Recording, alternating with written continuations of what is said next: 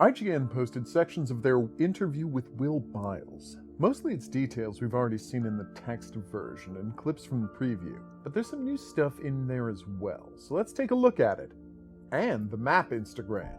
While talking about his and Supermassive's passion for horror storytelling, he suggests that they might not focus on the genre indefinitely, which is interesting information.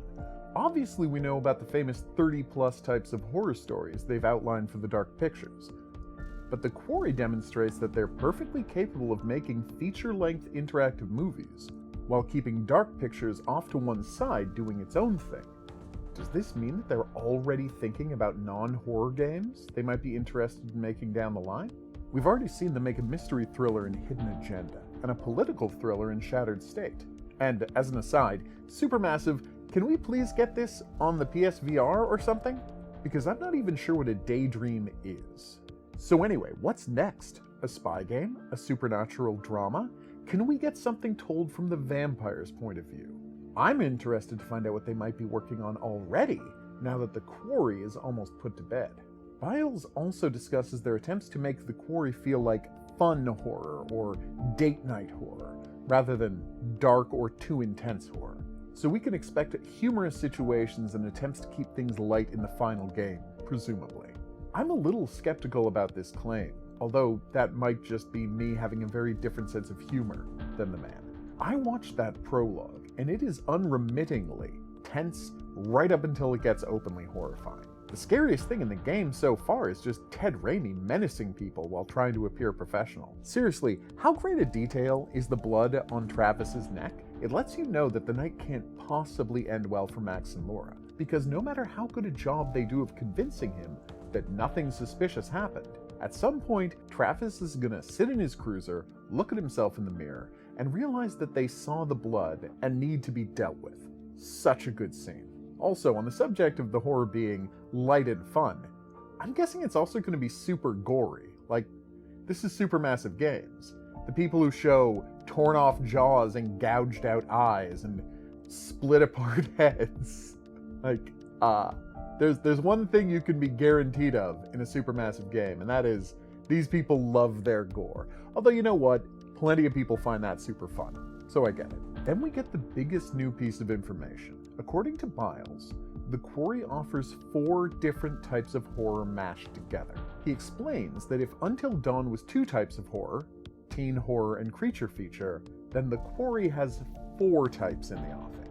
Now, based on his criteria, we can immediately identify 3 of those: teen horror, creature feature, hillbillies, which he inaccurately calls hick horror. But what's the 4th kind of horror that they're holding back and haven't hinted at yet? Does it tie in with Eliza being a ghost or spirit of some kind? Is it the meta-scream stuff they've been hinting at? Are the Matrix references more meaningful than we realize? This is an exciting thing for him to mention in passing. Another exciting idea is the commitment Biles makes to ensuring that decision points are as clear and fair as possible. He states that players should get exactly what they're expecting when they make a choice, although that choice might have unexpected consequences down the line. I don't think anyone wants a repeat of the whole Matt Emily dangling from a ranger tower sequence, where Matt deciding to help Emily gets him killed by a monster while leaving her doesn't, even though both decisions involve performing the same actions in the same amount of time with the same immediate result. He also mentions the custom tools they've built for mapping out decision trees, and we actually get a look at them in action. Check out this screenshot.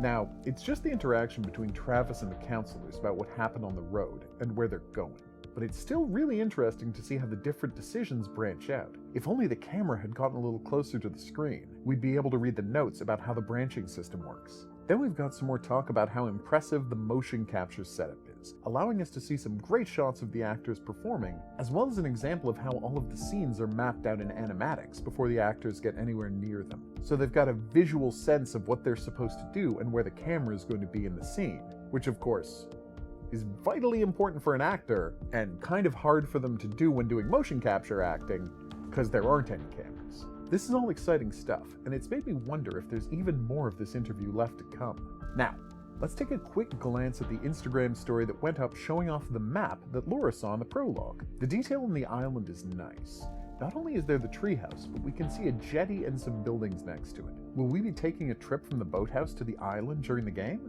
Perhaps because it seems safer than the monster-infested woods?